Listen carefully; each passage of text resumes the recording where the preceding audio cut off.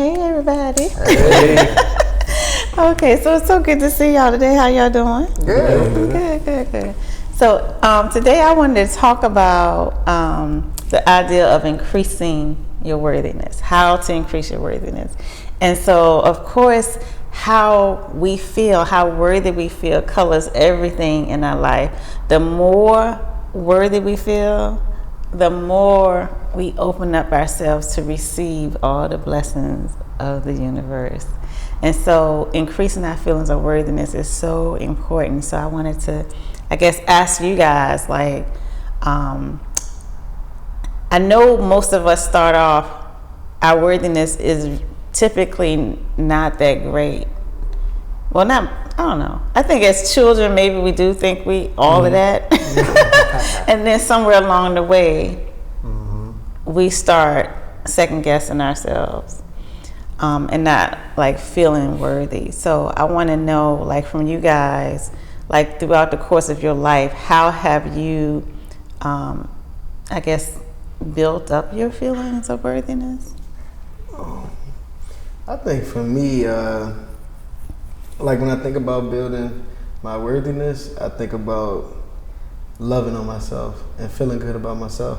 Because I feel like when I feel good about myself, I feel unstoppable. Man, can't nobody tell me nothing. Right. But I feel like just loving on myself, and when I really started to appreciate who I was, and that made me think, well, I can sit at any table. I'm worthy of whatever I want out of this life. And loving on myself, I think that's when it really changed for me. I think for myself, my biggest thing was just having confidence and loving myself, and just having those two things. Like I said, you can't tell me nothing. I was just like, hey, I got this, Yeah, and I think for me, I started to raise my worthiness to myself when I started to, realize that I wasn't valuing myself the way that I wanted the rest of the world to value me. So it was I will walk around wondering, well, man, how come I feel like people feel like this? Or why do people feel like that? And it's like, well, because I feel like that. And so I had to start changing those feelings about myself first and putting myself in places that I felt my best at in myself. So now, if I feel good when I go outside and I'm dancing, let's do that more because I want to feel more like myself. So a lot of times people will say, I started loving myself, or I love myself more. What does that look like or feel like to people who either don't love themselves or have very little love for themselves? I think the easiest way is to start with appreciation. Because I feel like once you appreciate yourself for who you are, then you're gonna start loving what you are and who you are. And so I think start by appreciating. Every morning when I wake up, I say, I'm thankful to be in this physical body, and I'm grateful for everything I have and everything I'm going to have. I say that every morning, and I feel like that puts me in appreciation for myself. Yeah, I would just say that to somebody who doesn't know what loving yourself looks like, I would say that it looks like, one, like Rod said, appreciating yourself, but also giving yourself grace as well. So I think even when you're looking at what you think is a shortcoming, if it's too hard for you to get to the step where you don't even see that as a shortcoming or a shortfall, just give yourself the grace of, okay, well, I'm improving in that. And then you'll eventually go from I'm improving in that to actually, the fact that I don't tie my shoes is like a superpower, because I start my days a half a second faster because I'm sliding in my feet. And so it's just changing how you're viewing everything as well. But yeah, and basically what I mean about the sliding your shoes on, okay, so I struggle to tie my shoes, y'all. It's not a secret. I don't really tie things well. Right. To society, that is a shortcoming or a shortfall. But for me, I see it as just another superpower and another benefit, because I'm starting my day a half a second faster because I'm just sliding my shoes on now. Y'all taking time to get down here and tie it all up and do all this. I'm sliding them on number of my day. So basically, I like to say, you change your perspective on what you see as your negatives, and you change it to a positive, then that's not even a feeling for you anymore. Gotcha. And I lost my train of thought, but then it just dawned on me that what I was trying to say was self-talk. So what you're telling yourself every day, even before you get up out of the bed, I think that's one of many things that if you watching what you're telling yourself or what you believe about yourself, that can help you with your worthiness as far as how you see yourself. So I like a couple of things that you guys said, because now I can't really remember, but I remember Rodney saying, he made the comment that he's thankful to be in this physical body. And you made the comment that how you feel, that's how other people are treating you.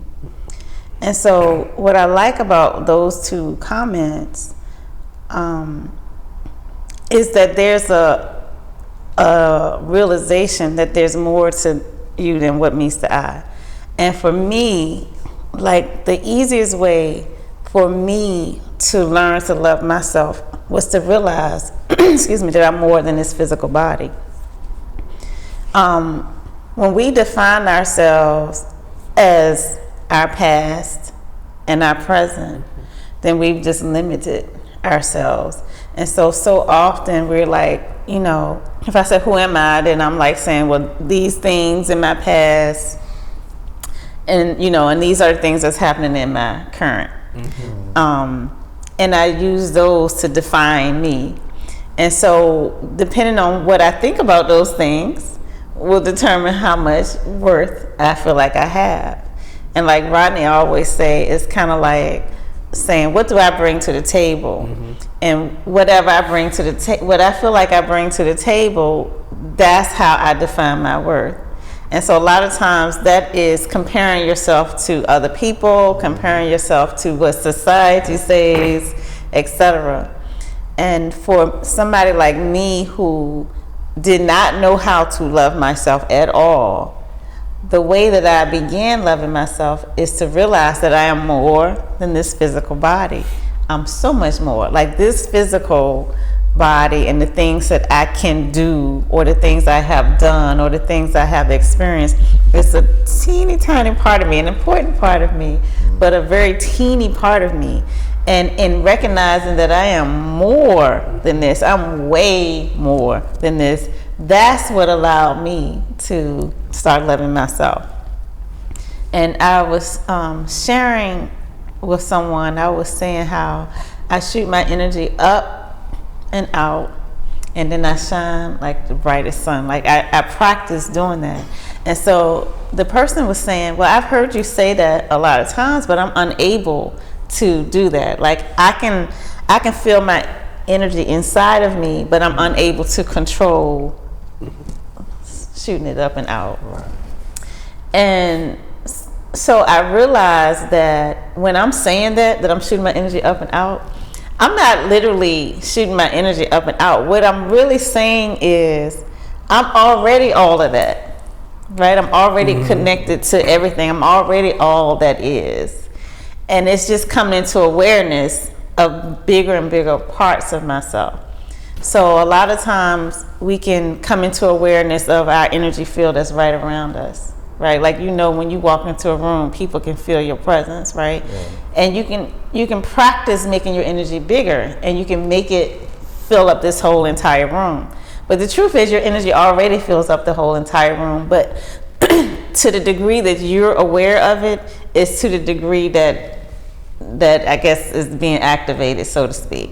And so to increase your feelings of worthiness is just to keep increasing your ability to imagine your bigness. Mm-hmm. And so you can imagine anything you want.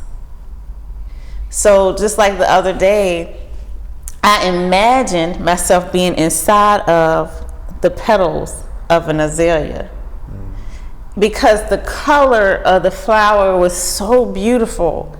that I wanted to be inside of it and allow that glow to shine on me. And so I put myself into that flower and I basked in that beautiful shade. So you can do anything in your imagination, like anything, but your imagination is your point of creation. And so the more that you can imagine the bigness of you, the more you'll step into that. The more that you can imagine that your energy affects everything around you, the more that you can then tap into the power of that energy. So, excuse me, I just recently kind of changed my visualization. So I would always envision myself shooting my energy up and out and shining brighter than the brightest sun. And I would be standing on a cliff doing that. And I'm just like, just shining. But lately, I'm like, okay, what if I go into outer space? And so I'm literally seeing myself flying, past the different planets, lighting them up as I go, passing the suns, lighting the suns up as I go. And I'm saying, like, through all the galaxies, and I'm just lighting up things. And so I'm imagining people on the planets going, "Whoa, what was that?" as I'm flying by. But the point of that is just to start stepping into who you really are.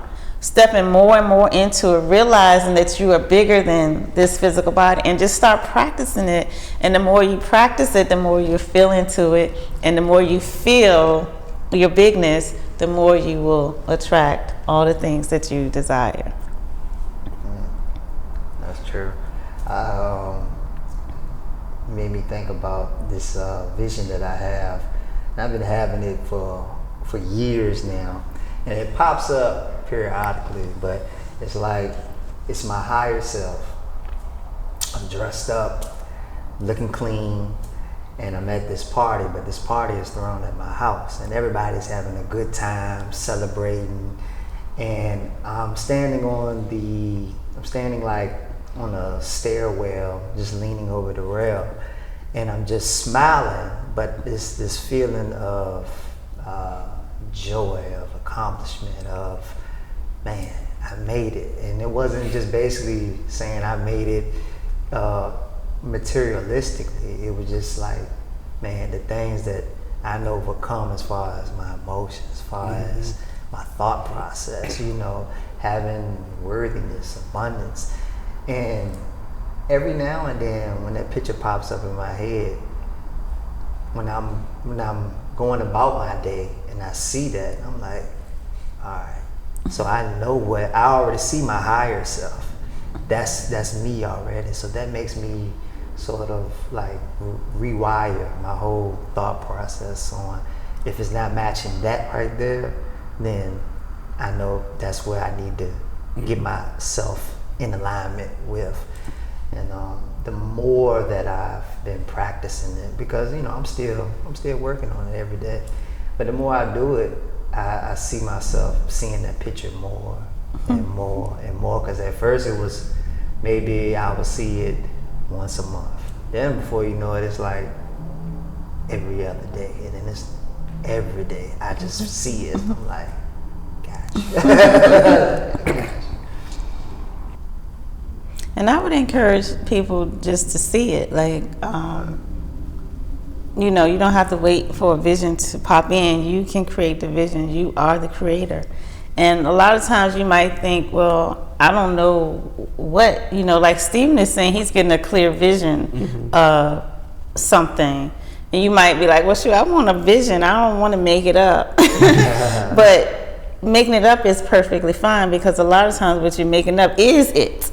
Like, you think you're making it up, but that is you tapping into your creative, your creator power. So, like, a lot of times, let's just say, for example, if you go to an elevator, right, and it's like you push the elevator button, it's like 3 or 4 different elevators, and any one of them could open next.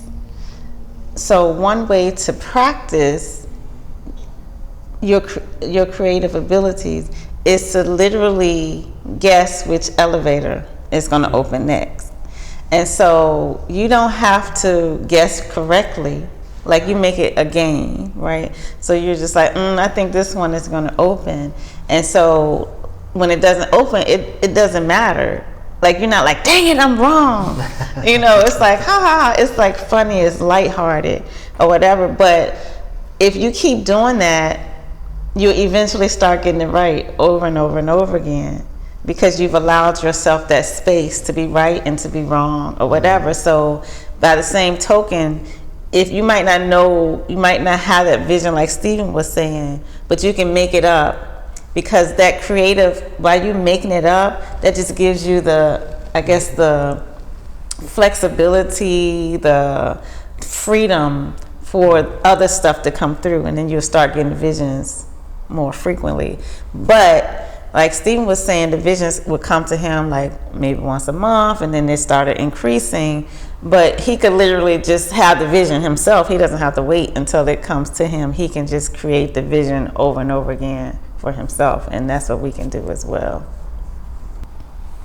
Yeah, and see, I think that's just so key too, because one thing that I'm finding, the more that I spend time in my adult life, is that I yearn for like that imagination, like to reappear and return. And so that's what I try and be more deliberate about now, is making sure that I'm often allowing myself the imagination to create everything that I would want, instead of just only creating the things that I see possible at that moment. Like, as a kid, we had the imagination to do anything in the world, but as an adult, we limit ourselves. And so I've been trying not to do that. And I forget to not do that, because I think I was sharing maybe probably a year ago now, that I always say, I'm not computer savvy, I'm not I'm not technologically inclined and stuff. And I was like, why do I keep saying that? I might have the next something or whatever. So like, trying to make it a conscious effort to stop saying things that limit us, because if I say it, then I'll never be the person that gets that ideal about technology or whatever. So I don't want to limit myself and not be that person, So overall, I think the message that I really want to drive home is, anytime we are basing our worthiness on our physical, we are limiting it. And the more that we can start seeing ourselves as bigger than this physical body, bigger than any accomplishments that we've made, bigger than any, things we've done in the past, bigger than anything that has ever happened to us, the more that we can see that we're bigger and bigger and bigger, the more we'll know who we really are, the more our worthiness will increase, and the more we allow all the things that we love, that we think we don't have, that we really do already have, we'll allow that stuff to flow to us. All right, so thank you guys. Thank you. All right, and thank you guys for joining us, and we look forward to seeing you again next week. Until then, this is Arvette. This is Steve. Teron. Rodney. Bye, y'all.